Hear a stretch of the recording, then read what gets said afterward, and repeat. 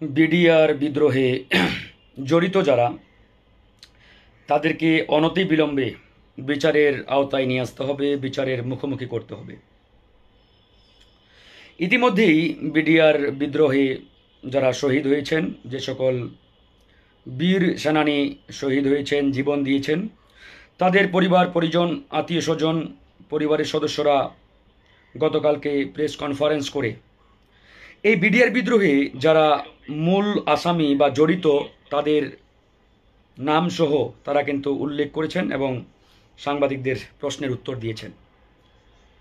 BDR বিদ্রোহের মূল হোতা বা মূল নায়ক বা মূল খলনায়ক যিনি, তা অলরেডি আমাদের বিডিআর বিদ্রোহে নিহত মেজর জেনারেল শাকিল আহমেদের ছেলে স্পষ্ট করে জানিয়ে দিয়েছেন যে এই বিডিআর বিদ্রোহের মূল হোতা ছিলেন শেখ হাসিনা।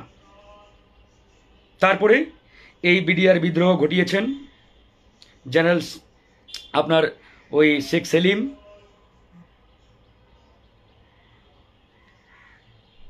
শেখ তাপস সহ আরও অনেকের নাম আসছে। মোটা দাগে এই 3 থেকে 4 জন কালপ্রিট এই বিডিআর বিদ্রোহের সাথে ওতপ্রোতভাবে জড়িত। এখন আসুন এই বিডিআর বিদ্রোহ আসলে কেন হলো, একই সাথে আজকে একটি গুরুত্বপূর্ণ তথ্য আমি আপনাদের সামনে শেয়ার করব, যেটি এতদিন আমি আসলে করি নাই। এই বিডিআর বিদ্রোহ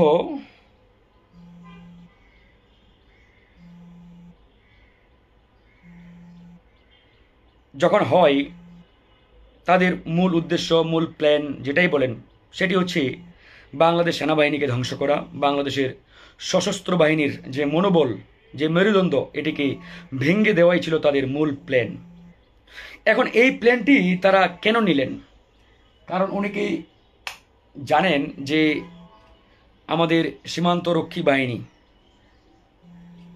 এই সীমান্তরক্ষী বাহিনীর নাম ছিল আগে বিডিআর, এবং এই বিডিআর এতটাই শক্তিশালী, এতটাই পাওয়ারফুল ছিলেন, বিডিআরকে বলা হয়তো আমাদের কি বলে আপনার সীমান্তের বাঘ, সীমান্তের সিংহ। এবং বিডিআর থাকাকালে আমাদের সীমান্তে ভারতীয় বিএসএফ কিন্তু খুব একটা মানুষ মারতে পারে নাই, কারণ ওই সময় ভারত একটা গুলি চালালে আমাদের বিডিআর 10টা চালিয়েছে, তারা একটা মারলে তারাও 2টা মেরেছে। এই জন্য সীমান্তে ভারত খুব একটা সুবিধা করতে পারে নাই। তো 2000 ওই বিএনপির শাসন আমলে আমাদের রৌমারী কুড়িগ্রাম এলাকার পাদুয়া নামে একটা জায়গা আছে উত্তরবঙ্গের, সেই পাদুয়া নামক সীমান্তে ভারতীয় বিএসএফ বাহিনী আমাদের বাংলাদেশের ভিতরে প্রবেশ করেছিল, এবং প্রবেশ করে তারা এক প্রকারের গোলাগুলি শুরু করেছে।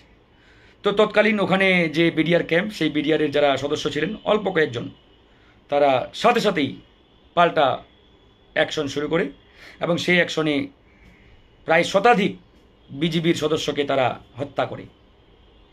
এরপরে ইন্ডিয়া টের পায় যে বাংলাদেশের বিডিআর তো যেন তেন কোনো প্রতিষ্ঠান, যেন তেন কোনো বাহিনী নয়, এটি আসলে একটা বাঘ সিংহের মতো। তখন থেকেই তারা পরিকল্পনা এঁটেছে যে কিভাবেই এই বিডিআরটাকে নষ্ট করা যায়, মেরুদণ্ড ভেঙে দেওয়া যায়। যেহেতু বিডিআরের কমান্ডিং যারা, তারা সেনাবাহিনী থেকে নিয়োগপ্রাপ্ত বা সেনাবাহিনী থেকে তারা আসে, তো তারা মূলত এই চৌকস বাহিনীটাকে মেরুদণ্ডহীন করে দেওয়ার পরিকল্পনা তখন থেকে এঁটেছিল।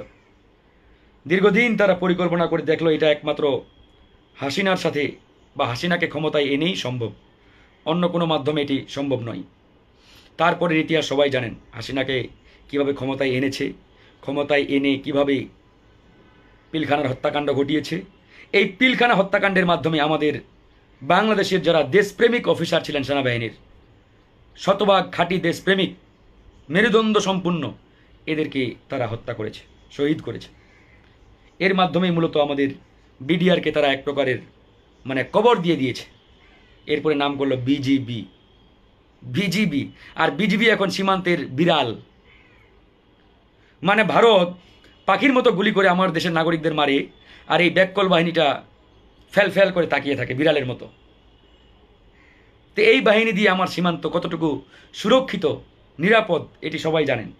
তো এই জন্য আমরা স্পষ্ট করে দাবি জানিয়েছি যে এই বিজিবি রাখা যাবে না, এই বিজিবিকে আবার বিডিআরে রূপান্তর করতে হবে, এই বিজিবিকে আবার বিডিআরে রূপান্তর করতে হবে এবং বিডিআর বানিয়ে সীমান্তে সিংহের মতো তাদের রাখতে হবে। ভারত একটা গুলি চালালে তারা পাল্টা 10টা গুলি চালাবে, পরিষ্কার কথা।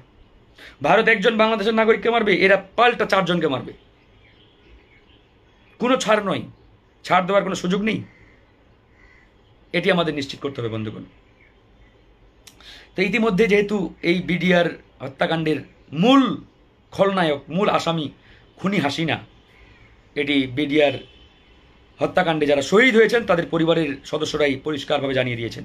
শেখ সেলিম, শেখ তাপস, এদেরকে গতানুগতিক বিচারের আওতায় নিয়ে আসলে হবে না, স্পেশাল ট্রাইব্যুনাল করে এদেরকে বিচার করতে হবে একদম সংক্ষিপ্ত সময়ের মধ্যে। ওই 20 বছর 40 বছর পরে রায়, এরকম সংক্ষিপ্ত মানে দীর্ঘমেয়াদী বিচারের মাধ্যমে এদেরকে আমরা ঝুলে রাখবো, এটা হতে পারে না।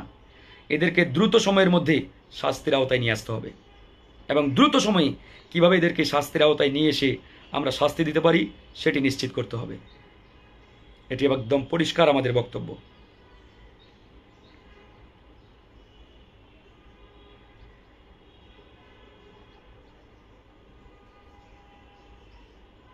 আরেকটি বিষয় ইতিমধ্যেই আপনারা দেখতে পাচ্ছেন, আমি যদি একটু দেখাই আপনাদের।